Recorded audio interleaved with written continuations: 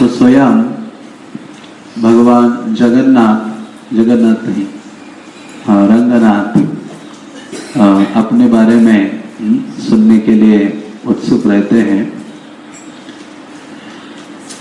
तो रंगनाथ स्वामी की कुछ विशेषताएं हैं। जैसे कल मैंने कहा था, ये जो मंदिर है उसको पेरिया कोइल कहते हैं। कोइल मीन्स टेम्पल, पेरिया मीन्स बिग या बड़ा।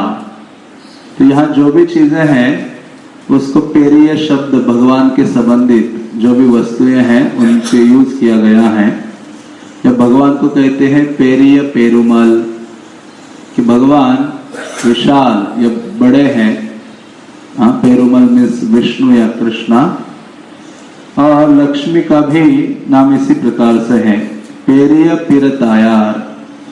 हाँ, जो तायार मीन्स लक्ष्मी, पेरिया, हाँ लक्ष्मी देवी भी बड़ी विशाल है। तो लक्ष्मी देवी का दूसरा नाम मैंने बताया था, क्या नाम था? रंगनायकी।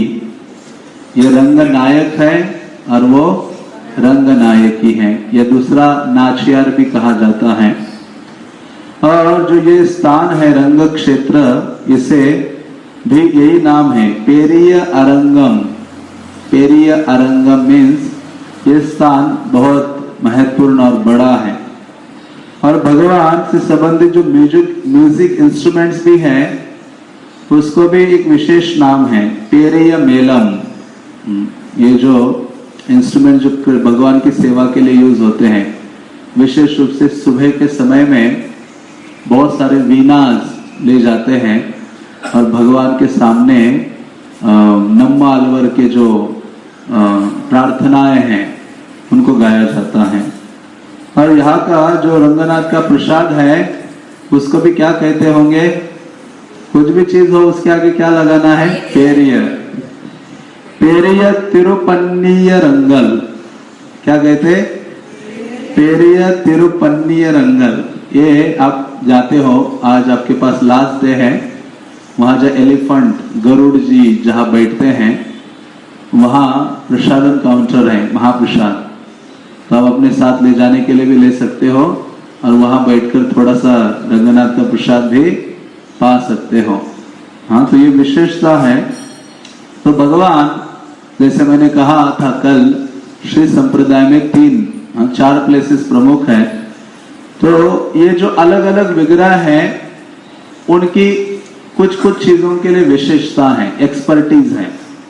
जैसे जो भगवान वरदराज हैं उनको फेमस है एक चीज के लिए। हाँ, कौन सी चीज के लिए है? उनकी जो अम्ब्रेलाज हैं, ब्यूटीफुल अम्ब्रेलाज। जब भगवान वरदराज बाहर निकलते हैं, जैसे कल किसने देखा होगा कि रंगनाथ स्वामी बाहर निकले थे, किसके ऊपर बैठकर? गरुड़ वाहन के ऊपर बैठे थे। और यदि आप बाद में भी जाते तो उनको एक जगह रखा था, देखा आपने जाकर, एक लेफ्ट साइड में, तो वहां बहुत सुंदर दर्शन थे। तो भगवान बाहर निकलते वैसे ही वरदराज भी, तो वो उनके सेवा के लिए बहुत सुंदर सुंदर अम्ब्रेलाज होते हैं, बड़े बड़े। वो पूरे वर्ल्ड में फेमस है वरदराज अपने ब्यूटीफुल अम्ब्रेलाज छत्रियों के लिए, और रियली बहुत सुंदर है। कभी आप देख सकते हैं या वीडियोस वगैरह में भी देख सकते हैं। और जो मेलोकोटे में भगवान है, हाँ, वो फेमस है किस चीज के लिए? Diamond crown. उनके जो क्राउन भगवान पहनते हैं वो अत्यधिक सुंदर और बहुत फेमस है। तो जो अम्ब्रेला है उसको कहते हैं कड़ाई। फिर डायमंड क्राउन जो भगवान फेमस है मेल्लाकोटे में, उनको कहते हैं मुड़ी। और श्रीरंगम में बताइए रंगनाथ किस चीज के लिए फेमस होंगे? हाँ, उनकी चाल के लिए। किसके लिए? चाल चलन। उनका जो चलना है, इसलिए रंगनाथ स्वामी का दूसरा नाम रंग बिहारी है। जैसे हम बाके बिहारी या कुंज बिहारी, उसी प्रकार से रंग बिहारी। तो भगवान रंगनाथ को लक्ष्मी के साथ विहार करना, चलना, दूर दूर जाना बहुत अच्छा लगता है। जैसे कल भगवान, परसों भगवान, एक दिन पहले भगवान गए थे 16 किलोमीटर तक। कितने किलोमीटर? 16 सुबह से गए थे। तो भगवान रंग विहारी है, इसलिए भगवान एक जो चप्पल बनाने वाला व्यक्ति था उसको क्या कहते हैं? चमार, मोची। मोची मोची के स्वप्न में आते एक बार रंगनाथ देव और उसको कहते हैं मेरे पास स्लीपर्स नहीं है पहनने के लिए, मेरे लिए चप्पल बना के ले आओ। और साइज भी, उसने कहा भगवान आपका साइज कैसे पता चलेगा, मैं तो मोची हूँ और मंदिर के अंदर मुझे जाने नहीं देंगे आपके पाँव का साइज लेने के लिए। भगवान स्वप्न में अपने पाँव का साइज देते हैं उसको और फिर मोची लेके आता है और भगवान उसको स्वीकारते हैं। तो हर बार भगवान के शूज, चप्पल बदलते हैं। आज मैं आपको ले जाऊंगा वो शूज, चप्पल ऐसे भक्तों के दर्शन के लिए एक जगह लटका के रखे हैं।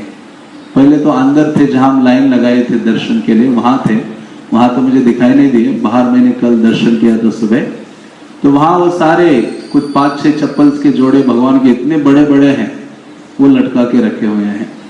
तो इस प्रकार से भगवान फेमस है उनके चाल के लिए। इसलिए जब वो अलग अलग वाहनों के ऊपर बैठते हैं तो जिस वाहन पर बैठे हैं उस वाहन के अनुसार वो जो ढोने वाले भक्त है वो चलते हैं। जैसे हाथी के ऊपर बैठते रंगनाथ या नम्म पेरुमल उत्सव विग्रह को क्या कहते हैं? नम्म पेरुमल उत्सव विग्रह का नाम है। तो जब हाथी के ऊपर बैठते हैं तो जो नीचे उनको चलाने वाले भक्त है वो हाथी के जैसे ही चलेंगे, सारे एक साथ वेल ट्रेंड होते हैं। और भगवान हंस के ऊपर बैठेंगे तो इनकी जो गति है चलने की वो कैसे होगी? हंस के समान। तो जितने भी अलग अलग वाहन हैं, आप वीडियोस देखिए, ये जो 2 डिवोटीज प्रसाद सर्व कर रहे हैं ये खजाना है यहाँ की कथास का। क्या है? खजाना है। इन्होंने एक वीडियो लॉन्च किया था लास्ट ईयर, वीडियो सीरीज, तो जिसमें रंगनाथ के सारी चीजों का डिस्क्रिप्शन और वीडियोस दिए हैं, जो भगवान कैसे वाहनों में घूमते हैं और कैसे ऐसे, जैसे एक बार भगवान सर्प वाहन पर बैठते हैं तो जो चलने वाले हैं वो ले जाने वाले वो सांप के जैसे चलेंगे, ऐसे ऐसे। तो इस प्रकार से रंगनाथ स्वामी फेमस है अपनी चाल के लिए। तो इस प्रकार से भगवान रंगनाथ देव की और एक विशेषता है कि वो अपने बारे में और उनके भक्तों के बारे में सुनना चाहते हैं। अपनी कथाओं को क्या करते हैं? सुनना चाहते हैं। जैसे एक मंडपम है सामने, जहां एक बार एक डिवोटी लेक्चर्स दे रहा था, भागवत कथा कर रहे थे। तो उस समय भगवान रंगनाथ जब अंदर लेटे रहते हैं तो उनको सुनाई दिया कि बाहर कथा हो रही है और भगवान रंगनाथ अपने आप को रोक नहीं पा रहे थे। तो वहां उस समय तो लाइट्स नहीं थी, उस समय जो लैंप है हाथ में लेकर, मशाल को हाथ में लेकर मंदिर का जो अंदर का प्लेस है जहां आपने दर्शन किया, वहां एक व्यक्ति खड़ा रहता था, सर्वेंट। तो उस सर्वेंट को भगवान कहते अरे पुजारी को बुलाओ जल्दी। तो कहते क्यों? मुझे बाहर जाना है। ये अंदर कब से मैं, देखो भगवान को कितना स्ट्रगल होता होगा। हाँ, वो गर्भगृह में, वास्तव में श्री संप्रदाय में एक विशेष चीज है जिसको कहते हैं ऋषिकेन ऋषिकेश सेवनम भक्ति रुच्यते। श्री संप्रदाय में भगवान की सेवा में आप सारी इंद्रियों को लगा सकते हो, कितना हार्ड वर्क है। और रंगनाथ स्वामी एसी में रहते, वहां कैसे रहते हैं? आप आज ट्राई करूंगा भगवान का एसी कैसे ऑन होता है और ऑफ होता है। यदि आप मंदिर के पीछे जाते हो, कल शायद आप गए नहीं होंगे, बिल्कुल बैक में जो जहां घुसने वाले थे, पुलिस ने हमें अलाउ नहीं किया, तो वहां से राइट लेते हो तो एक छोटा सा कुआं सा है। फिर वहां एक जो भगवान जहां बैठे हैं उसमें चारों ओर पानी की लेयर्स अंदर जाती हैं जहां भगवान लेटे हुए हैं, और वो पानी भक्त लोग उसमें डालते हैं और अंदर पानी सर्कुलेट होता है और एक स्थान में रहता है, तो कुल बात इफेक्ट होता है अंदर डेटिस के लिए। अभी शाम का जब लेट इवनिंग आप वहां रहते हो, जब भगवान सोते हैं, तो वहां वो पानी फिर से बाहर निकाला जाता है, तो सारे भक्त स्नान करते हैं। लास्ट टाइम जब हम आए थे तो हम स्पेसिफिकली 10 बजे तक वहां ही रुके, 9:30-10 तक। और जब भगवान को वो सारा पानी एसी का छोड़ रहे थे, हाँ पीछे, तो हम उसके नीचे बैठकर स्नान कर रहे थे भगवान के उस विशेष वाटर से। तो ऐसे भगवान रंगनाथ जब उनको बाहर जाने की इच्छा हुई, क्योंकि उनको अपने आप को कंट्रोल नहीं कर पा रहे थे कि कहा किसी जगह एक कथा हो रही है टेम्पल के अंदर ही, तो उन्होंने कहा पुजारी को बुलाओ। तो पुजारी आता है, उसको कहते कि मुझे ले चलो बाहर, तो मुझे वहां चलो, ले चलो जहाँ एक कथा हो रही है, जहाँ वो मंडपम है, ध्वजा स्तंभ है, वहां साइड में जो हॉल है वहां। तो फिर ये लोग ले जाते हैं। तो जब भगवान जैसे ही निकलते हैं तो ये कंपलसरी है, भगवान अल्टर से बाहर निकलेंगे तो ये सारे ड्रम्स नगाड़े ये सब बजना चाहिए, तुरही और ये सब बजना चाहिए। तो भगवान को ले जाते हैं बाहर। तो भगवान, सारे भक्त अटेंटिवली ध्यान से सुन रहे थे एकाग्र चित्त से, और तब इनका आवाज ध्वनि के साथ पूरे पार्टी के साथ भगवान वहां पहुंचे। तो बहुत डिस्टरबेंस हो रहा था कथा में, ये सारे ढोल नगाड़े बज रहे थे, भगवान पालकी में बैठ के आ रहे थे। एक भक्त से रहा नहीं गया, उसने कहा जो मर्जी हो जाए, रंगनाथ को डांट देता हूं। वो ऊपर जाके खड़े हो गए थोड़े से ऊंचाई में, क्योंकि नीचे से बोलते तो रंगनाथ तो पालकी में है, उनको सुनाई नहीं देगा। वो भी उनके लेवल में जाके खड़ा हो गया। खड़ा होकर उनको कहते कैसे आप भगवान हो, यहाँ आए हो अपनी कथा में ही व्यत्यय डालने के लिए, डिस्टर्ब करने के लिए, अपनी कथा में बाधा पहुंचाने के लिए। तो इस प्रकार से भगवान को डांटा तो रंगनाथ चुप हो जाते हैं और पुजारी का कान पकड़ते ऐसे हाथ से, कहते मुझे वापस ले चलो, मुझे वापस ले चलो। तो रंगनाथ ने जैसे पुजारी के कान में बोला तो उनको वापस ले जाते और कहते हैं फिर से मैं अभी वचन लेता हूं, प्रॉमिस, कि मैं फिर से कभी अपनी कथा में बाधा नहीं डालूंगा। तो फिर एक बार जो नाथ मुनि है उन्होंने नम्मा अलवर की जो प्रेयर्स हैं, प्रार्थनाएं हैं, पेरिया मंडप में 1 साल के लिए उनका उच्चारण कर रहे थे, कथा कर रहे थे, कृष्ण का गुणगान गा रहे थे। तो उस समय भगवान रंगनाथ को रहा नहीं गया, उन्होंने कहा सारे अपॉइंटमेंट्स कैंसल, जितने लोग आते देखने के लिए। वैसे भगवान हम जिस एटीट्यूड से जाते हैं उसी एटीट्यूड से भगवान हमसे रेसिप्रोकेट करते हैं। तो जब भगवान ने देखा कि उनके अल्टर के बाहर ही उनके महान भक्त नाथ मुनि नम्मा अलवर की प्रार्थनाओं का उच्चारण कर रहे हैं और उसको एक्सप्लेन कर रहे हैं, तो भगवान आनंदित हो गए। नम्मा पेरुमल। तो उन्होंने क्या किया, अपनी जो भार्या है, उनकी पत्नी का नाम क्या है, रंगनायकी, जो पीछे रहती है। जनरली ये दोनों एक साथ नहीं होते, क्योंकि राजा और रानी हमेशा क्या होते हैं, अलग अलग होते हैं, विशेष मौके में वो मिलते हैं आपस में। तो यहाँ जब ये कथा हो रही थी नाथ मुनि के द्वारा, जो नम्मा अलवर की जो तिरुमोई जो प्रेयर्स है उनके ऊपर, तो भगवान से रहा नहीं गया। भगवान ने रंगनायकी को कहा कि तुम भी सारी अपॉइंटमेंट कैंसिल करो और जितने भी फेस्टिवल हैं वो भी कैंसिल करो, हम दोनों एक जगह बैठकर क्या करेंगे, श्रवण करेंगे। तो रंगनाथ और रंगनायकी 1 साल के लिए एक जगह बैठकर, जो यमुनाचार्य के ग्रैंडफादर, जो इस संप्रदाय के प्रमुख आचार्य हैं नाथ मुनि, उनके द्वारा श्रवण करते हैं। अब सोचो 1 साल में 322 फेस्टिवल होते हैं, कितने? रंगनाथ स्वामी के वर्ल्ड में सबसे ज्यादा फेस्टिवल्स रंगनाथ देव के होते हैं, इसलिए उनको भोग मंडलम इस स्थान को कहते हैं, क्योंकि भगवान यहाँ आनंद एंजॉय करने के लिए हैं। तो जब इन सारे फेस्टिवल्स को भी कैंसिल कर देते भगवान और कहते कि मुझे श्रवण करना है, तो जब फिर फाइनली जब आखिरी श्लोक का उच्चारण करने वाले थे नाथ मुनि, तो उस समय भगवान ने एक श्लोक बोला, रंगनाथ स्वामी ने। आज आप परिक्रमा के लिए भी जाते हो, वहां एक ऐसा श्लोक है जो रंगनाथ के लिप्स से बाहर पड़ा है। कृष्ण ने तो गीता बोली, लेकिन यहाँ रंगनाथ डीटी स्वयं अपने लिप्स से क्या करते हैं, एक श्लोक उच्चारण करते हैं अपने भक्त के गुणगान में। भगवान ने बोला, वो श्लोक पीछे लिखा हुआ है, आज आप जाएंगे तो दर्शन कर सकते हैं। श्री शैलेश दया पात्रम धी भक्त्यादि गुणार्णवम यतीन्द्र पवनम वंदे रम्या जा मातरम मुनि। मैंने ये श्लोक सुना था लेकिन मुझे याद भी नहीं था, तो मैं कल दर्शन किया, शाम को गया श्लोक देखने, कहाँ लिखा हुआ है। मतलब पता तो था कि कहाँ लिखा है, तो मैं शाम को लिख के ले आया कि वो श्लोक बहुत इंपॉर्टेंट है कि भगवान ने क्या किया, आपने जिह्वा से, अपने लिप से उसका उच्चारण किया है।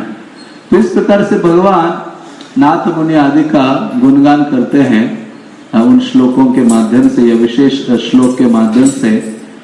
तो ऐसे भगवान विशेष लीलाएं करते हैं इस स्थान में, और वास्तव में वही व्यक्ति रंगनाथ देव को पहचान सकता है सही रूप से, जिसने वास्तव में उनके प्रति सेवा का जो एटीट्यूड है, मनोवृत्ति है, वो जागृत कर ली है। जैसे मुस्लिमों ने यहाँ कई बार आक्रमण किया और इतना अमाप धन संपदा था कि 10 किलोमीटर तक घोड़े खड़े थे इसको लेकर गोल्ड और हीरे जवाहरात आदि इतना लूटा है इस टेंपल को, इतने सारे अमूल्य निधि थे।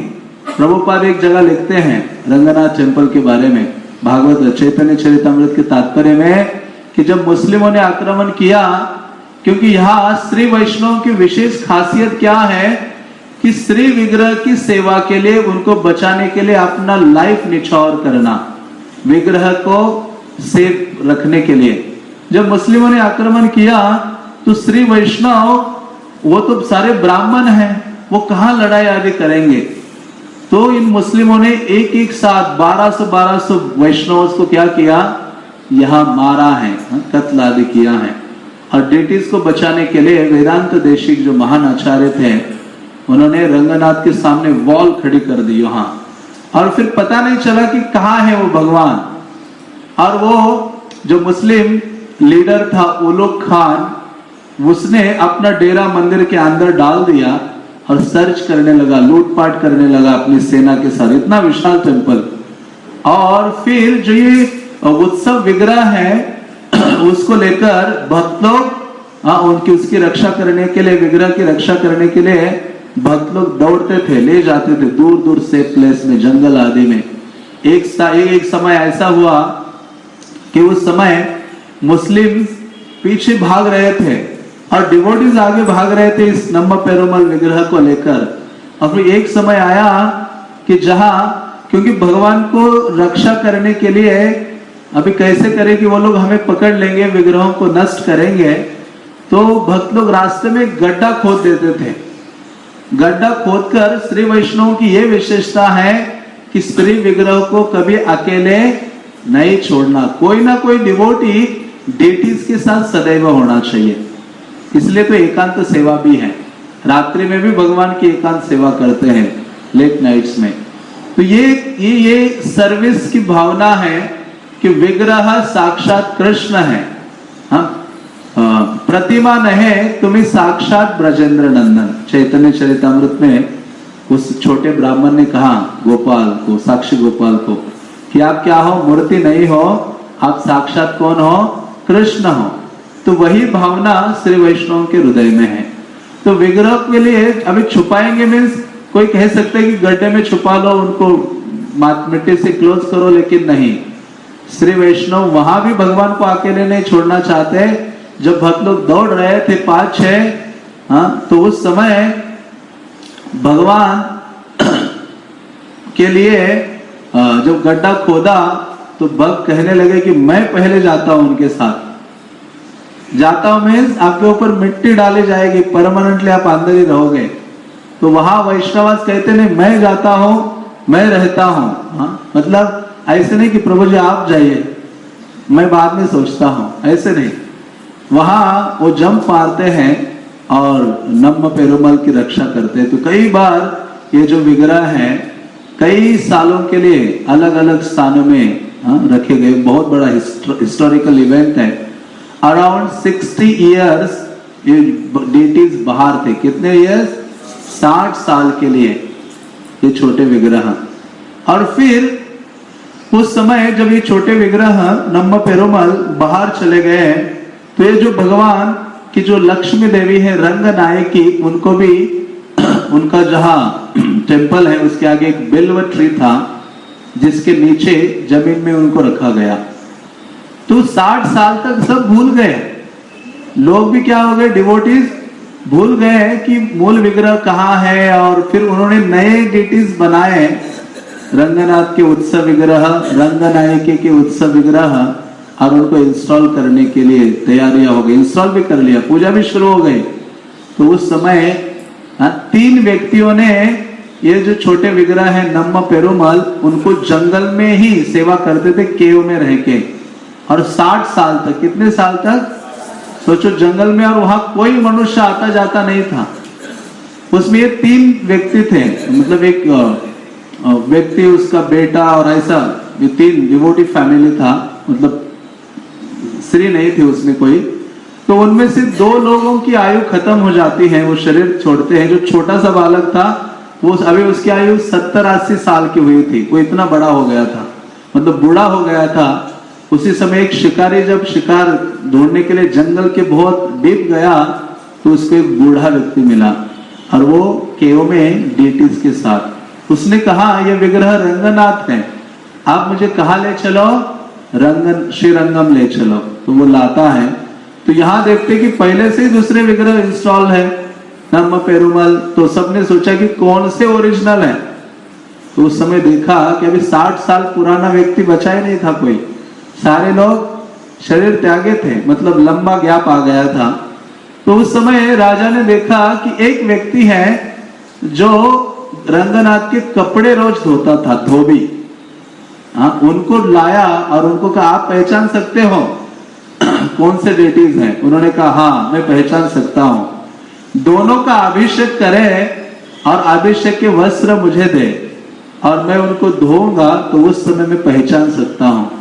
तो उस धोबी ने को दोनों डेटीज जो अभी अभी नए बनाए थे और जो ओरिजिनल विग्रह है जो ब्रह्मा के लिए प्रकट हुए थे, जो अभी जिनका हम दर्शन करते हैं, वो विग्रह के जो वस्त्र है दोनों के उसको दिए।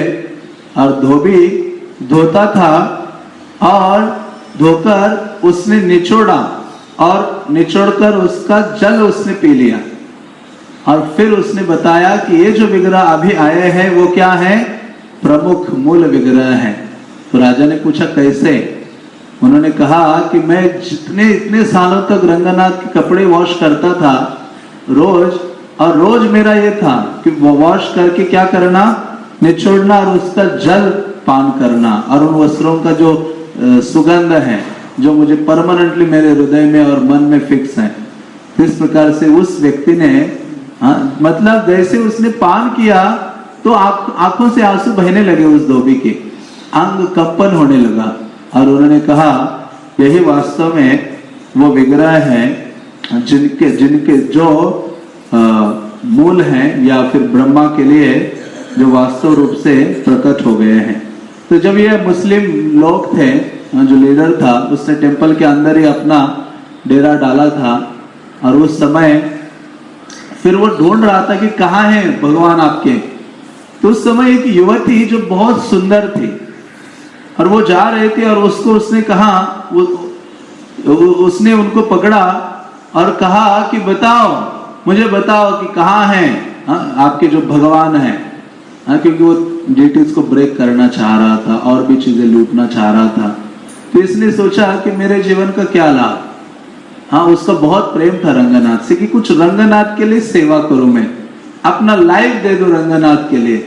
उसने कहा मुझे पता है रंगनाथ कहाँ है, कहाँ छुपा के रखे हैं। उसने कहा ले चलो मुझे वहां जहां उनको छुपा के रखा है। तो फिर वो जो युवती है, उस जो सेनापति था मुस्लिम, उसको अपने साथ ले जाती है, टेंपल के अंदर ही थे, ले जाकर कहा ले जाती है, जो मैंने आपको व्हाइट गोपुरम दिखाया था, सफेद गोपुरम जो बड़ा वाला कल सुबह। तो वो उसको कहती है कि ऊपर से दिखाई देंगे। कहां से दिखाई देंगे? ऊपर से गोपुरम पर चढ़ के फिर वो सेनापति के साथ चढ़ी। हाँ, उनका नाम याद नहीं मुझे। वो देवदासी थी, मतलब उस समय भगवान की सेवा के लिए, जैसे जगन्नाथपुरी में देवदासियां थी भगवान की सेवा के लिए, नृत्य गीत आदि करना, वैसे वो थी और सबसे सुंदर थी। तो उसने कहा ऊपर ले चलो, मैं आपको दिखाऊंगी। तो उसको ऊपर ले जाती है और ऊपर ले जाकर दिखाती कहती देखो वहां, और उसको आगे करती है और दिखाती भी है। आप यदि एक स्थान में जाओगे जहां कल रंगनाथ के विग्रह के हमने दर्शन किए, वहां 10 रुपए टिकट लेकर ऊपर जाते हैं तो सारे गोपुरम नजर आते हैं आपको। अभी तो ढके हुए हैं लेकिन वैसे बहुत सुंदर दिखता है। और फिर वहां से भगवान रंगनाथ का वो गोल्डन विमानम नजर आता है, जिसमें भगवान का बहुत सुंदर गोल्डन फेस है। तो उसने उस गोपुरम से दिखाया और वो देख ही रहा था, तो इसने क्या किया, ढकेल दिया इतने ऊंचे। कई जैसे ये जो राज गोपुरम है जिससे हम जाते हैं, ये अराउंड कितना 13 फ्लोर से भी ज्यादा है। तो ऊपर से उसको ढकेला, नीचे आते ही वो अपना शरीर छोड़ता है और नीचे सारे मुस्लिम जो सैनिक वगैरह थे वो भी भयभीत हो जाते हैं। सेनापति की मृत्यु हो गई। अब इसने सोचा मैं नीचे उतरूंगे तो ये सब लोग मुझे मार डालेंगे, उससे अच्छा क्या है, हे रंगनाथ मैं अपना शरीर यहाँ से कूद कर क्या करना चाहूंगी, छोड़ना चाहूंगी। इतना उसके अंदर शौर्य था। उसने जंप मारी वहां से, सबसे टॉप से, और सब डिवोटीज भी नीचे थे। वो सोच रहे थे कि ये बचनी चाहिए। स्वयं रंगनाथ आकर उसको बचा लेते हैं, अपने हाथों में सेफली रखते हैं। और वो प्रार्थना उसने की थी कि हे रंगनाथ जब मैं मरूंगी तो आपके किचन में जो फायर यूज होती है आपके भोग बनाने के लिए, उस फायर से मेरे शरीर को क्या दो, अग्नि दो। और आपका जो प्रसाद है राइस आदि, वो फिर बाद में डिवोटीज को एज अ फीस्ट सर्व हो। ये उसने भगवान से प्रेयर की थी। तो आज भी ऐसे कहा जाता है कि उनके जो परिवार के लोग हैं, उनका कोई भी शरीर छोड़ता है तो रंगनाथ देव की किचन से फायर जाती है, उनका फाइनल जो राइट्स हैं वो करने के लिए। तो इस प्रकार से भगवान रंगनाथ बहुत अधिक सैक्रिफाइस एक प्रकार से चाहते हैं और जिसकी कोई तुलना नहीं है। तो ऐसे भगवान रंगनाथ वास्तव में कृष्णा है। हमारे आचार्य कमेंट्रीज देते हैं कि वास्तव में सूक्ष्म वासुदेव है, इसलिए 200 फॉर्म रंगनाथ देव का है। और वैष्णवगण कहते हैं कि रंगनाथ माधुर्य विग्रह है। तो माधुर्य विग्रह कौन से होते हैं? माधुर्य विग्रह वो है जो फ्लूट को प्ले करते हैं, क्या कहते हैं, फ्लूट प्लेयर, जो बांसुरी को बजाते हैं और अपने तिरछी नजर से गोपियों को देखते हैं, दृष्टिपात करते हैं, मीन्स डिवोटीज को देखते हैं, और जो गौओं का पालन करते हैं। तो ये जो करते हैं जो विग्रह, वो वास्तव में माधुर्य विग्रह है। तो इसलिए इस संप्रदाय में भी माधुर्य भावना से कई सारे भक्तों ने भगवान की सेवा की है। और उसमें सर्वप्रथम है अंडाल। कौन है? अंडाल, राजा कुलशेखर की जो डॉटर थी चेरावल्ली, पांड्या किंग की पुत्री। जो पांड्या किंग था उनकी जो बेटी थी, उसने तो रंगनाथ के बारे में केवल सुना था, बहुत ग्लोरी सुनी, और उसने सब छोड़ा, कहा कि रंगनाथ ही मेरे अभी क्या है, पति है बस। जैसे रुक्मिणी ने भगवान के बारे में सुना और फिर उन्हें किसी और से प्रेम नहीं हुआ कृष्ण के अलावा। तो जब इस विग्रह को चुरा कर, इस विग्रह को मुस्लिम से एक बार दिल्ली ले गए थे और वहां अपने स्टोर्स में डाला था। तो दिल्ली का जो बादशाह था, उसकी जो बेटी थी, वो उस विग्रह से बहुत प्रेम करने लगी, उसके साथ खेलने लगी। उसमें दो अलग अलग पास टाइम है। कुछ जगह वर्णन आया कि स्वयं रामानुजाचार्य वहां गए थे लाने। कुछ जगह वर्णन आया कि एक स्त्री उस मुस्लिम सैनिकों के पीछे पीछे गई। एक ऐसी स्त्री थी यहाँ जो जब तक रंगनाथ को देखेगी नहीं या उनकी थोड़ी सेवा नहीं करेगी तब तक वो भोजन नहीं ग्रहण करती थी। तो जब ये मुस्लिम शासक ब्रिटिश को ले जा रहे थे तो उसने सोचा मैं कैसे जीवित रहूंगी। रंगनाथ से बहुत प्रेम था, तो वो उनके पीछे पीछे दिल्ली तक पहुंची और वहां वेश बदल कर रहने लगी और देखा कि राजा की पुत्री को उस विग्रह से प्रेम हो गया है। और कुछ कार्य करके डिवोटी जाकर राजा से वो विग्रह साथ में ले आते हैं, तो राजकुमारी से रहा नहीं जाता। वहां जो मुस्लिम राजकुमारी थी, तो उसने क्या किया, अपने पिता से कहा कि मैं जाना चाहती हूँ उस विग्रह के साथ ही। थोड़े से सैनिक लेकर पीछे पीछे चलने लगी विग्रह को, क्योंकि भक्त लोग पहले से लेके आ गए थे। और कुछ दिन के बाद ये निकली कि ढूंढ के उस विग्रह को ले लूंगी। तो फाइनली यहाँ पहुंचती है वो भगवान के विरह में, और फिर अपना जो जीवन है यहाँ ही वो शरीर छोड़ती है। श्रीरंगम टेम्पल में नॉर्थ वेस्ट का जो गेट है वहां उनका छोटा सा समाधि है। आज भी रंगनाथ का जो प्रसाद है वो जो मुस्लिम राजकुमारी है, जिनको अर्पित किया जाता है या दिया जाता है, उनका नाम था बीबी नाचियार। क्या नाम था? बीबी नाचियार। तो इस प्रकार से भगवान रंगनाथ वास्तव में माधुर्य विग्रह है, और उस भावना से एक प्रकार से वो सेवा स्वीकार करते हैं। और एक बात तो अभी भी एक पास टाइम होता है हर साल, उनको राजा धर्मवर्मा की जो पुत्री है उनसे प्रेम हो गया रंगनाथ को, जिनका नाम था कमलवल्ली। क्या नाम था? तो ये कमलवल्ली का स्वयंवर था। अभी सारे राजागण आने वाले थे, तो भगवान रंगनाथ ने कहा मुझे भी जाना है स्वयंवर में, मैं विवाह करूंगा तो किससे करूंगा? कमलवल्ली से। तो कमलवल्ली भी वहां सोच रहे थे रंगनाथ के बारे में। तो जब रंगनाथ गए तो स्वयंवर में वो रंगनाथ के अलावा कैसे किसी और को चूज कर सकती हैं। तो भगवान जाते हैं स्वयंवर में, रंगनाथ जाकर उनको हार पहनाते हैं, और भगवान कमलवल्ली के हो जाते हैं। और आज भी हर साल उस स्थान में जाते हैं जहां ये कमलवल्ली का स्थान है, आज भी वहां टेम्पल है। तो जब से भगवान ने कमलवल्ली को स्वीकार किया, तब रंगनाथ का नया नाम पड़ा, अलगिया मन्नवाल पेरुमाल। क्या नाम पड़ा? अलगिया मन्नवाल पेरुमाल। वो कहते हैं कि ब्यूटीफुल हमारे जो ये रंगनाथ है उसका वो मीनिंग है।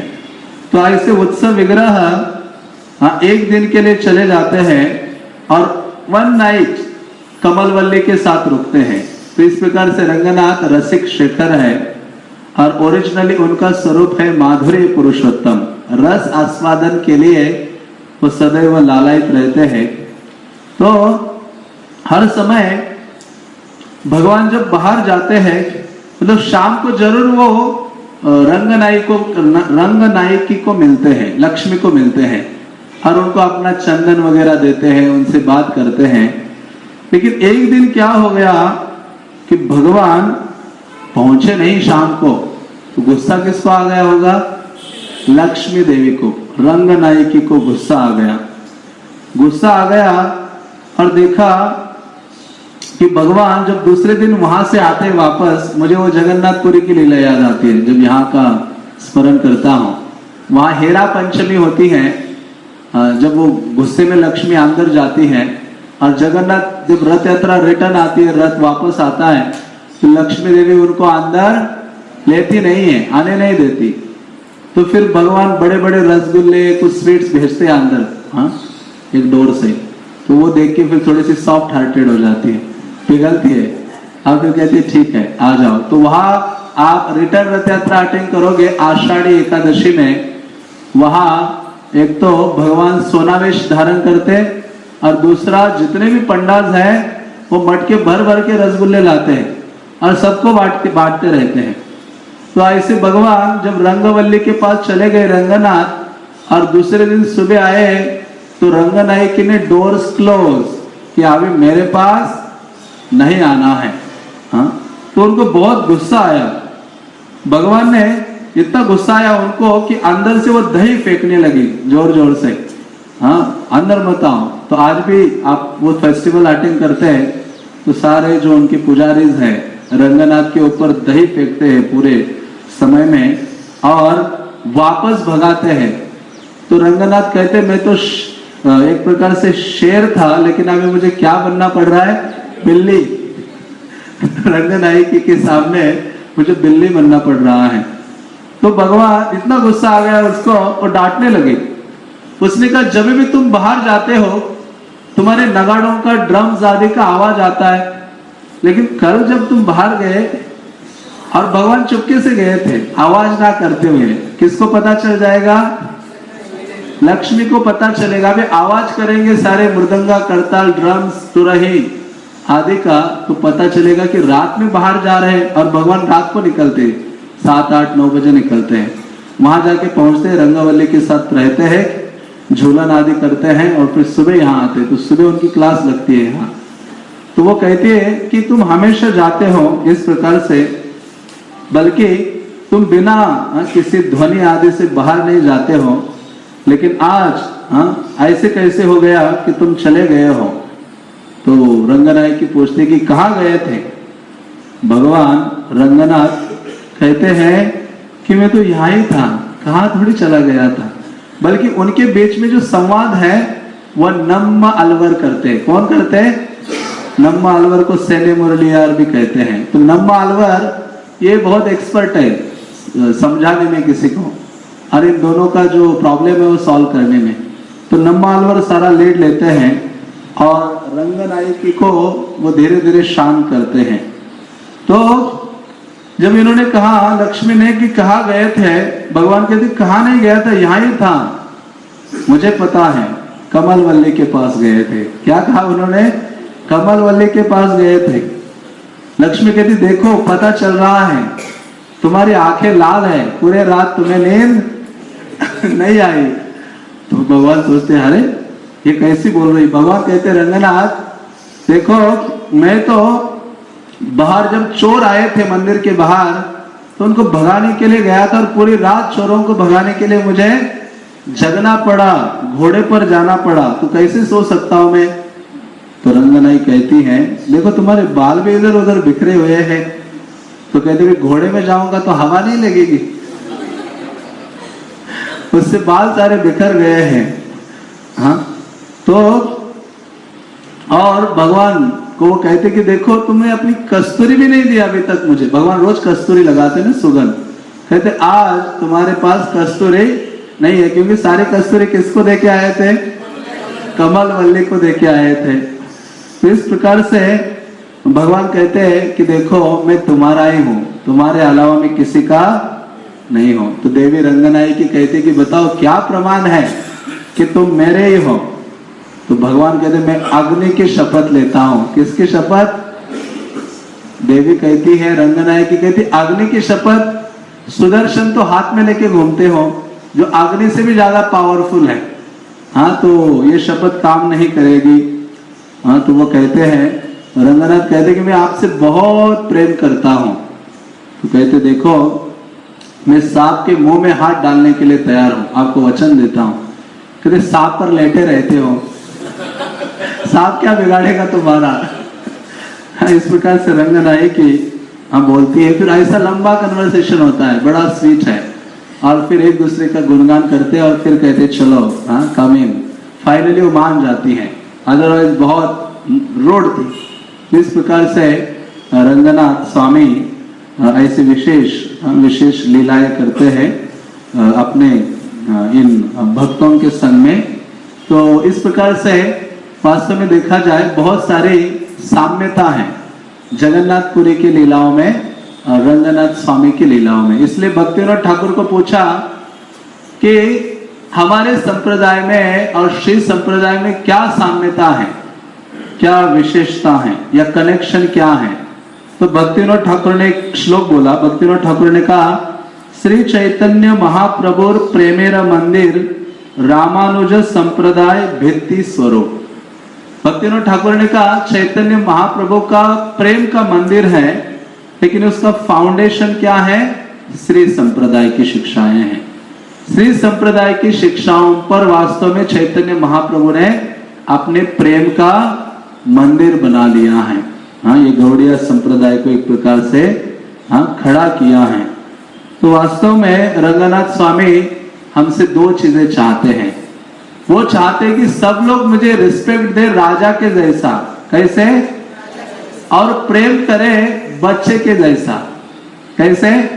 एक बच्चे से हम प्रेम करते हैं, वैसा प्रेम भगवान रंगनाथ हमसे चाहते हैं और रिस्पेक्ट चाहते हैं राजा के समान। तो इस प्रकार से भगवान रंगनाथ देव हैं और वास्तव में यहाँ के जो वैष्णवाज है वो यही कामना करते हैं। रिसेंटली जो हेड पुजारी थे उनके स्वप्न में रंगनाथ आए, कहा तुमने इतनी सेवा की मेरी, बताओ मैं क्या करूं तुम्हारे लिए, कुछ बोन मांगो मुझसे, आशीर्वाद या वर मांगो।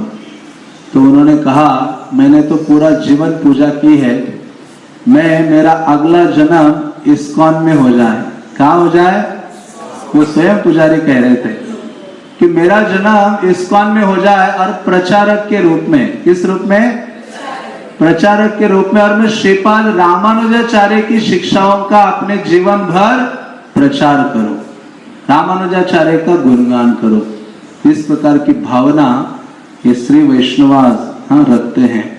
तो ये विशेष श्री वैष्णव का स्थल है और वास्तव में सबको बहुत अधिक प्रिय है। इवन हमारे गौड़िया वैष्णवाज भी जब साउथ आते हैं तो प्रमुख रूप से श्रीरंग क्षेत्र में आते हैं। मेरा पर्सनल अनुभव है कि श्रीरंगम में जितना भगवान से हम निकटता महसूस करते हैं साउथ में, उतनी निकटता तिरुपति बालाजी में नहीं है। यहाँ थोड़ा स्वीटनेस है, वहां क्या है, बहुत दूर है, अंतर है, गैप है बहुत अधिक। कांचीपुरम में वरदराज से बहुत क्लोजनेस महसूस होता है और दूसरा श्रीरंगम में। और लेकिन तिरुपति जाते तो खोए खोए रहते हैं भगवान, और इतना ऑपुलेंस है, ऐश्वर्य है कि उसमें स्वीटनेस की कमी है। इसलिए कृष्णा को द्वारका आदि जो ऑपुलेंस से भरे हैं वो इतने अच्छे नहीं लगते, लेकिन उनको क्या अच्छा लगता है? वृंदावन। और वृंदावन में भक्तों का जो फ्रीली उनके साथ जो संबंध है, मधुरता का, स्वीटनेस का संबंध है। तो ऐसे रंगनाथ देव के प्रति रामानुजाचार्य का विशेष प्रेम था। जब श्रीपाद रामानुजाचार्य अपने शिष्यों के साथ एक बार चल रहे थे, एक इधर पहुंचे दूर से, तो वहां बच्चे मिट्टी से भगवान को बनाकर टेम्पल और विग्रह और ये सब मिट्टी से खेल रहे थे आपस में, और मिट्टी का ही भगवान को भोग लगा रहे थे। कभी खेला है मिट्टी में? अपने नहीं खेला। सिटी में कैसे खेलेंगे? गांव में खेला है हमने मिट्टी के साथ, मिट्टी से कई चीजें खेलते रहते थे। तो वैसे ही ये बच्चे खेल रहे थे, उन्होंने छोटे छोटे रंगनाथ और डीटीज वगैरह ऐसे बना दिए, और टेम्पल और लाइन्स और ऐसे कीर्तन करते थे। तो रामानुजाचार्य वहां से चल रहे थे, वहां पहुंचे तो बच्चों ने तब तक भोग लगाया था, मिट्टी का क्या कर दिया था? भोग लगाया। तो रामानुजाचार्य, एक बच्चा उठा, मिट्टी को लिया, भोग लगा हुआ, कहते यतिराज। रामानुजाचार्य का एक नाम क्या है? यतिराज। यति मीन्स सन्यासी, सन्यासियों में जो किंग है। यतिराज, ये रंगनाथ का प्रसाद है। रामानुजाचार्य का इतना फेथ, उन्होंने अपना हाथ आगे किया और उस मिट्टी को लेके क्या किया? खा लिया। ऐसे पावरफुल और इतना फेथफुल आचार्य थे रंगनाथ स्वामी। तो रामानुजाचार्य के प्रति जब रामानुजाचार्य कांचीपुरम से यहाँ आके रहने लगे, इतने फेमस थे, सब उनसे इतना प्रेम करते थे कि एक जो प्रमुख पुजारी था उसको बहुत ईर्ष्या थी रामानुजाचार्य से कि इसको इतना रिस्पेक्ट क्यों, इसका इतना गुणगान क्यों, मुझे होना चाहिए, मेरा होना चाहिए। तो उन्होंने कई चीजें की। रामानुजाचार्य को एक दिन अपने घर बुलाया कि आप हमारे घर में प्रसाद पाने के लिए आइए, और कुछ लीटर विष लेके गया, पॉइजन लेके गया। पत्नी को कहा कई सारे व्यंजन बनाओ और हर व्यंजन में इतना जहर डालो कि टेस्ट करने मात्र से व्यक्ति मर जाए। पत्नी बड़ी आज्ञाकारिणी क्या थी? पत्नी थी, तो उसने भी वैसे ही किया।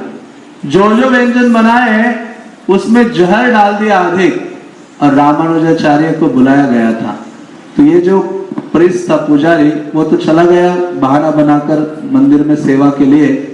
रामानुजाचार्य को इनवाइट किया था घर में, रामानुजाचार्य आ जाते वहां। प्रसाद पाने के लिए बैठते हैं। बैठते ही रामानुजाचार्य तैयार थे उस ग्रहण करने के लिए, लेकिन वो जो स्त्री थी उसका हृदय नहीं मान रहा था, उसका हृदय पिघल गया, वो रोने लगी और उसने कहा, आचार्य ये भोजन आपके लिए नहीं है, कृपा करके आप चले जाइए यहाँ से। वास्तव में उस लेडी ने उनको क्या किया, बचाया एक प्रकार से, यह एक सेवा की। और फिर रामानुजाचार्य जाते हैं और वो आते हैं और वो बहुत खुश होकर वो व्यक्ति घर आ रहा था कि आज फेस्टिवल होगा, रामानुजाचार्य की डेथ सेरेमनी हो गई होगी वहां। यहाँ आके पत्नी को पूछते कितना खाया उसने सही बोल दिया कि मैंने उनको सर्व नहीं किया। तो इतने में चुप नहीं रहा वो व्यक्ति। ईर्ष्या इतनी बड़ा रूप लेती है कि वो फिर जहर लेके चरणामृत में डाल दिया टेंपल में। कहा डाला, जैसे प्रभुपाद लॉस एंजलिस में एक बार गए तो प्रभुपाद ने चरणामृत के लिए हाथ आगे किया, एक जिस भक्त गया और वो चरणामृत दिया, प्रभुपाद ने पिया तो उसमें नमक डाला था इतना सारा। क्या डाला था? प्रभुपाद को गुस्सा आ रहा था। फिर लेक्चर देने के लिए प्रभुपाद बैठे। प्रभुपाद ने कहा, किसने यह हरकत की है, किसने चरणामृत में नमक डाल दिया? एक लड़की खड़ी हो गई, प्रभुपाद मैंने डाल दिया है। प्रभुपाद डांटते उसको बिठा देते हैं। तो वैसे ही यहाँ चरणामृत में उस पुजारी ने बहुत जहर डाला और कहा कि रामानुजाचार्य का ये नियम था, डिटेल्स का दर्शन करना, उनका चरणामृत ग्रहण करना। हमेशा जहां भी जाते चरणामृत पान करना चाहिए क्योंकि भगवान का पादोदक है। तो रामानुजाचार्य ने पिया, पीकर वहां डिटेल्स के सामने बैठ गए बहुत सारे भक्तों के संग में और भगवान के प्रेम के आवेश में आ गए। और ये व्यक्ति आ गया पीछे से कि अभी तो मंदिर में काम तमाम हो गया होगा। दिखाई दिया कि रामानुजाचार्य सबके साथ बैठे बीच में एक और शिवरिंग आ रहा है, उनकी बॉडी में पसीना निकल रहा है। तो वो कोई विष के कारण नहीं था, भगवान रंगनाथ के प्रति प्रेम भाव के कारण थे। सारे अष्ट सात्विक विकार ये इसने दूर से देखा कि ये तो अभी खत्म ही लग रहा है, लेकिन जैसे जैसे नजदीक गया देखा कि रामानुजाचार्य का प्रेम वो प्रकट हो रहा है। फिर इसको ग्लानि आ गई। इसने क्या किया, फिर जाकर रामानुजाचार्य के चरणों में पत्थर में जाकर अपना माथा फोड़ने लगा, इतना ब्लड निकलने लगा। रामानुजाचार्य आए, उनको कहा ऐसे मत करो, उन्होंने उनको रोका। इस प्रकार से रामानुजाचार्य का जो प्रेम है वो बहुत अधिक इस विग्रह के लिए था। और रामानुजाचार्य ने सबसे अधिक समय श्रीरंगम में बिताया, 80 साल। कितने? 120 साल वो रहे, उसमें से 80 इयर्स अराउंड वो श्रीरंगम में रहे। और श्रीरंगम में उन्होंने भक्तों की बाढ़ ला दी। हजारों कई हजार सन्यासी हुआ करते थे यहाँ, कई हजार ब्रह्मचारी हुआ करते थे। ये टेम्पल फ्लड, डिवोटिस का फ्लड था, जितना रामानुजाचार्य ने प्रेच किया। इसलिए हर सेवा के बाद यहाँ के जो वैष्णवाज है एक चीज बोलते हैं, रामानुजम दिव्य आज्ञा, रामानुजा की दिव्य आज्ञा है। तो इस प्रकार से श्रीपाद रामानुजाचार्य के प्रति उनके भक्तों का बहुत अधिक प्रेम था और भगवान के प्रति भी रामानुजाचार्य का बहुत अधिक प्रेम था। और रामानुजाचार्य के जो शिष्य हैं उनकी कोई तुलना नहीं है। ऐसे ऐसे शिष्य हुए हैं, उनमें से कई फेमस है, धनुर्दास, कुरेश, दाशरथी। जैसे उनका एक दाशरथी शिष्य था, इतना स्कॉलर कि आप सोच नहीं सकते। एक बार उनके पास आता है, कहता है गुरुदेव मुझे एक श्लोक की व्याख्या समझनी है। कौन सा श्लोक था? सर्वधर्मान परित्यज माम एकम शरणम व्रज। आप जरा ये श्लोक समझाइए। तो उसी समय रामानुजाचार्य के जो गुरु हैं महापूर्ण, उनकी बेटी अतुलय, यह अतुलय का विवाह हुआ था। और इतने ऐसे गांव में विवाह किया था कि जहां पानी लाने के लिए उसको 3 किलोमीटर जाना पड़ता था अतुलय को, और 3 किलोमीटर लाना पड़ता था एक घड़ा लेकर। वो बहुत दुखी थी और घर वाले लोग बहुत उसको तंग करते थे, गालियां देते थे। कहते थे वो थक जाते थे, कहते थे तुम्हारे बाप से नौकर लेके आओ यहाँ काम करने के लिए। तो ये आतुले घर यहाँ आती हैं और उनके पिता थे जिनका नाम था महापूर्ण। क्या था? महापूर्ण, जिन्होंने रामानुजाचार्य को दीक्षा दी थी। तो महापूर्ण के पास आती है तो पिता कहते देखो मेरे पास तो कोई सर्वण नहीं है, हाँ तुम किसको मिलो? रामानुजाचार्य को मिलो, उनके पास हो सकता है कोई सर्वण। तो आतुले आई, रामानुजाचार्य को अपने समस्या बताई सेवक के लिए। तो उसी समय स्कॉलर डिवोटी भी वहां आया, दाशरथी युवा, बड़ा हट्टा कट्टा, और वो क्या समझना था उसको? सर्वधर्मान परित्यज। तो उसी समय रामानुजाचार्य कहते दाशरथी अभी अतुलय के साथ जाओ और उनके घर में पानी भरने का काम करते रहो। कब तक वो पता नहीं। दाशरथी ने एक शब्द नहीं बोला, गुरु की आज्ञा कहा सर में धारण करना। दाशरथी उस अतुलय के साथ गए, इतना बड़ा स्कॉलर और इतने वेल नोन डिवोटी था। वो गए उस गांव में, उस विलेज में, और रोज कुछ महीनों के लिए क्या सेवा कर रहे थे, क्या काम कर रहे थे? पानी लाते थे उस परिवार के लिए। और किसी को उनका पता नहीं कि ये व्यक्ति है कौन एग्जैक्टली, एज ए नौकर की तरह वहां काम करते थे। उस गांव में एक भागवत रिसाइटर आया, वो भागवतम प्रवचन दे रहा था जिसमें कुछ गलत व्याख्याएं या गलत रूप से भागवत को प्रस्तुत कर रहा था। तो ये दाशरथी खड़े हो जाते हैं और वो बताते हैं सही व्याख्या क्या है। हाँ, तो सब चकित हो जाते हैं और सब पूछते हैं आपका नाम क्या है? दाशरथी। तो कुछ लोगों को पता था, दाशरथी के बारे में सुना था। हाँ, तो इस प्रकार से दाशरथी वापस आते हैं। रामानुजाचार्य ने कहा तुम्हें समझ में आया श्लोक का अर्थ क्या है? सर्वधर्मान परित्यज मामेकम शरणम व्रज। सारे भौतिक अपने जो भी आशाएं हैं, इच्छाएं हैं, उनको त्याग कर गुरु की इच्छा को अपनी इच्छा बनाकर सर्व करना, ये वास्तव में क्या है? सर्वधर्मान परित्यज मामेकम शरणम व्रज। ऐसे धनुर्दास थे, ऐसे उनके एक बहुत रिच डिसाइपल थे कुरैश, जिन्होंने रामानुजाचार्य के लिए अपनी आंखें फोड़ डाली थी। तो ऐसे कुरैश अपनी जो पत्नी है जिनका नाम था अंडाल, ये अलवर अंडाल नहीं है, एक उनकी पत्नी थी, सबसे रिच पर्सन थे। तो ऐसे रिच, तो इन्होंने सब कुछ धन आदि छोड़ दिया और श्रीरंगम में आके पति पत्नी सरल रहने लगे, सरल जीवन बिताने लगे भगवान की सेवा में। और यहां तक अनौबत आ गई कि 3 दिन से इनके पास खाने के लिए कुछ नहीं था। हाँ, और इनको कोई पुत्र या संतान आदि भी नहीं थे। बल्कि रामानुजाचार्य ने एक व्रत लिया था कि एक मेरे शिष्य का नाम मैं पराशर मुनि, जिन्होंने विष्णु पुराण लिखा है, उनके नाम से रखूंगा। तो ये जो अंडाल अपने पति के साथ घर में थे और मंदिर जो रंगनाथ टेम्पल के बाहर है ना, सारे दीवारें हैं, लोग रह रहे हैं, ऐसे इनका घर भी था छोटा सा।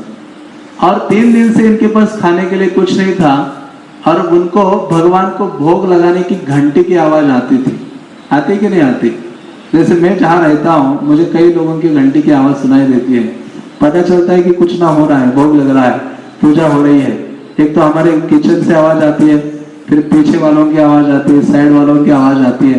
तो मैं समझता हूँ क्या हो रहा है, अभी भोग लग रहा है। तो वैसे ही ये जो अंडाल थी, उनको घंटे की आवाज सुनाई देती थी। रंगनाथ को जब भोग लगता था, घर नजदीक था, उन्होंने कहा रंगनाथ 3-4 बार खाते हो, 3 दिन से हमें कुछ मिला नहीं। हाँ, इतना सारा भोगा खा रहे हो, जब देखो तब तुम्हारी घंटी बजती रहती है। तो भगवान रंगनाथ को लगा नहीं, हाँ, कि ये अंडाल, और ये बहुत महान भक्त थे, कि अंडाल और उनके डिवोटी, उनके जो पति है कुरैश, ये भूखे हैं। तो उन्होंने क्या किया, भगवान को जब राजभोग ऑफर हुआ, पुजारी के कान में बोला पूरा राजभोग का थाली कहाँ जाना चाहिए? अंडाल और कुरैश के यहाँ। तो पूरे पुजारी 2-4 उठा के वो थाली लेकर पहुंच गए और अंडाल के पास पहुंचे। और कुरैश, तो कुरैश ने बहुत डांटा, जरूर तुमने कुछ इच्छा व्यक्त की होगी, हाँ अपनी पत्नी को डांटा, जिसके कारण भगवान रंगनाथ को इतना बड़ा स्ट्रगल करना पड़ा कि इतना थाली यहाँ भेजना पड़ा। अंडा ने उसमें से कुछ ग्रेन्स खाए, हाँ भगवान का प्रसाद, और जिसके कारण हाँ वो गर्भवती रही। और फिर रामानुजाचार्य को पता था कि इनके गर्भ से एक महान भक्त जन्म लेगा, तो वो सन्यासी हैं, लेकिन हमेशा जाकर पूछते थे रामानुजाचार्य आपके गर्भ से कौन जन्म लेगा। सोचो कैसा ऑड है। या उनके पति को जाके पूछते थे कुरैश को, और एक बार नहीं कई बार जाते थे और पूछते थे कि इनके गर्भ से कौन जन्म लेगा। और फाइनली एक डिवोटी जन्म लिए। जैसे जन्म लिए रामानुजाचार्य ने उनको दीक्षा दी तुरंत, और उनका नाम रखा पराशर भट्ट। क्या नाम रखा? पराशर भट्ट। इतने प्रिय थे भगवान के वो डिवोटी, बल्कि रामानुजाचार्य उस बच्चन से इतना प्रेम करने लगे कि रंगनाथ के पुत्र हैं। रामानुजाचार्य कहते थे किनके पुत्र है? रंगनाथ। जो जहाँ रंगनाथ के अंदर बिल्कुल घुसते हो ना आयतन में दर्शन करने, वहां बाहर एक ऐसा स्पेस है, वहां उन्होंने झूला लगा दिया। वो क्या कहते बच्चों को रखते ना, पालना, हाँ पालना रख दिया, ताकि इनका गार्डिंग कौन करेगा? रंगनाथ लेटे हुए हैं, और उस पालने को रंगनाथ देखते थे। ये रामानुजाचार्य की विशेष व्यवस्था थी। इस प्रकार से भगवान रंगनाथ और रामानुजाचार्य का जो विशेष प्रेम का आदान प्रदान है, जिसकी कोई तुलना नहीं है। रामानुजाचार्य का जो लाइफ है वास्तव में बहुत रोमांचकारी और शिक्षाप्रद है। अधिकतर उनके पास टाइम यहाँ के हैं, दो ही प्लेसेस के अधिक लीलाएं हैं, एक है कांचीपुरम और दूसरा है श्रीरंगम। तो ऐसे श्रीपद रामानुजाचार्य जब अपना शरीर छोड़ने वाले थे, शरीर छोड़ने वाले थे मीन्स रामानुजाचार्य ने देखा कि बहुत सारी सेवाएं अभी उन्होंने की हैं, और फिर एक समय सोचा कि अभी मुझे अपनी जो लीलाएं हैं उनको अभी एंड करना चाहिए। तो उस समय वो कुछ दिनों के लिए 12 साल के लिए मेल्लकोटे में रह रहे थे। फिर मेल्लकोटे से श्रीरंगम आते हैं, तो वहां के भक्तों को बहुत विरह महसूस होता है। उसका दूसरा नाम यादवाद्री भी है या तिरुनारायणपुरम। तो वहां के भक्तों को बहुत विरह होता है, और उनको पता चलता है कि रामानुजाचार्य अप्रकट होने वाले हैं। तो उन्होंने क्या किया, पूछा कि आप अप्रकट होने वाले हैं, और रामानुजाचार्य के परमिशन से पहली बार रामानुजाचार्य के विग्रह की स्थापना की। जैसे प्रभुपाद का पहला डेटीज प्रभुपाद होते हुए इंस्टॉल किया था, कहा वृंदावन टेम्पल में स्मॉल डेटीज, आप देखते हैं अल्टर में। तो वैसे ही रामानुजाचार्य थे, उस समय उनका परमिशन लेकर रामानुजाचार्य के विग्रह की स्थापना मेल्लकोटे में की भक्तों ने। और रामानुजाचार्य ने कहा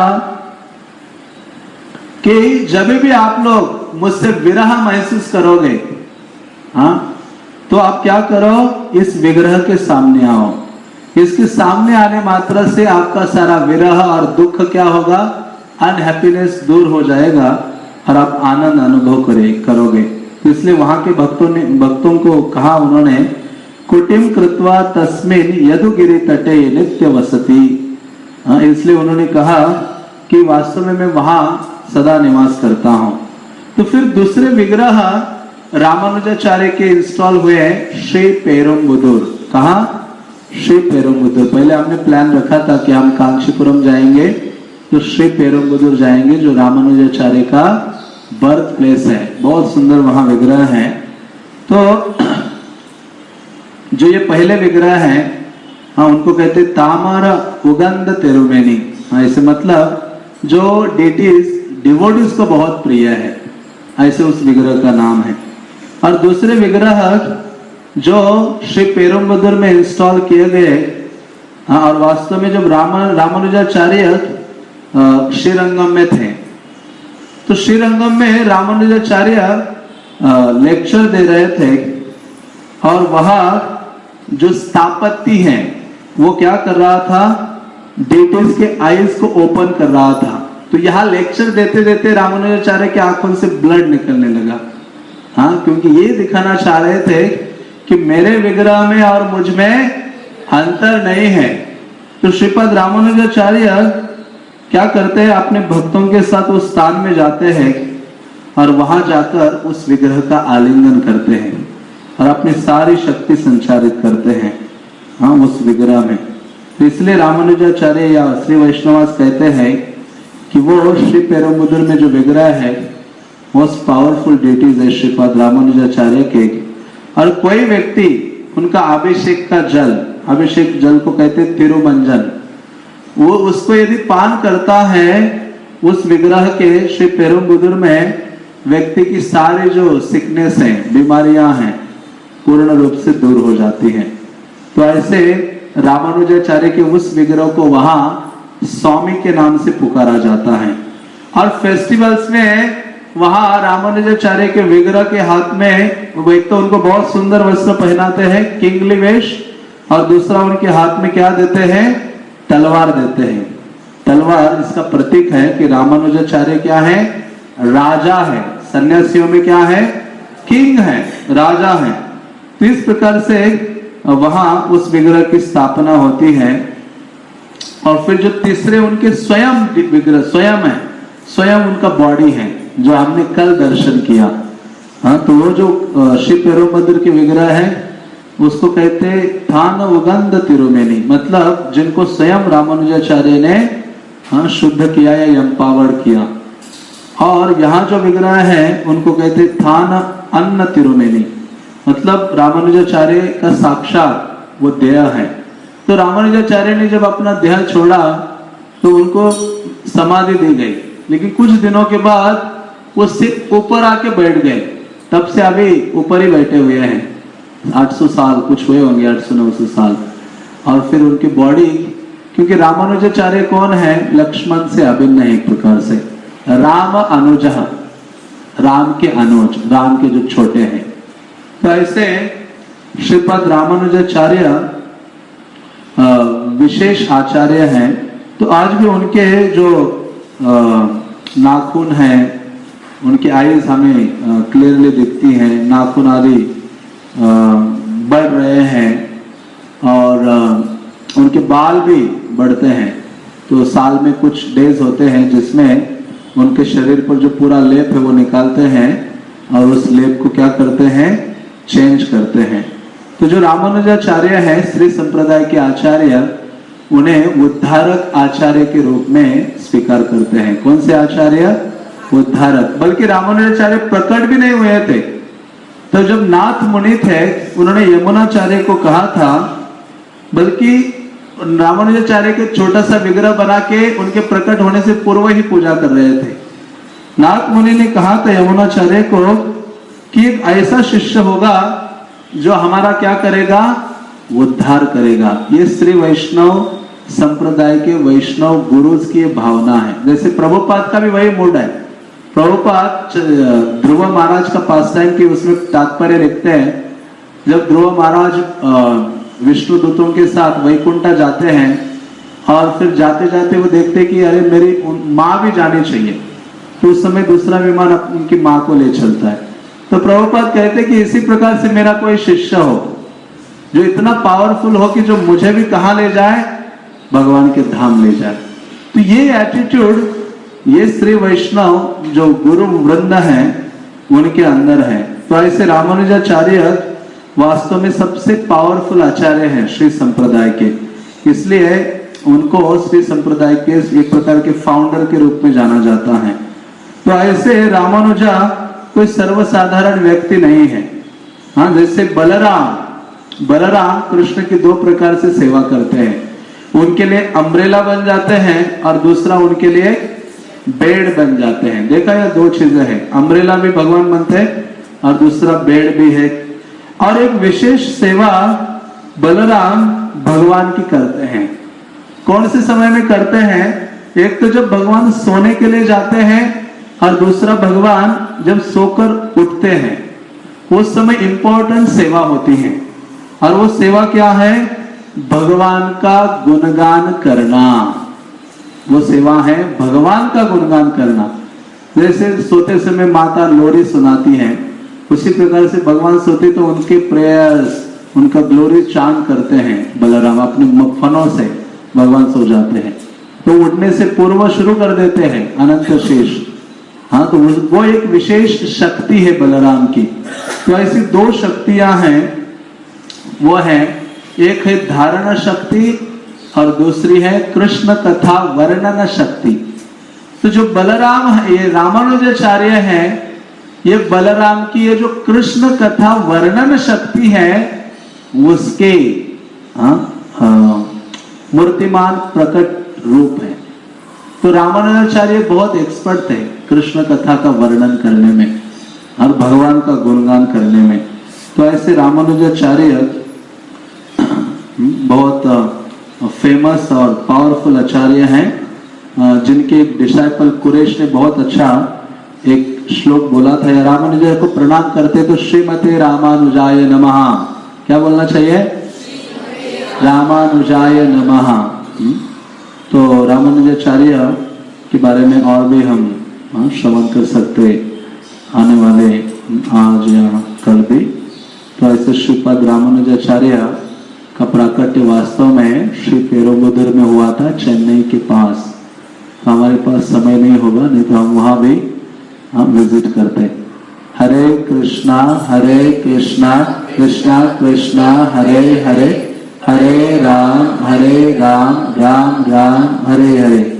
श्री रंगनाथ स्वामी के, श्री रंग क्षेत्र के, श्रील प्रभुपाद के, श्रीपाद रामानुजाचार्य के, पिताई गौर प्रेमानंदे।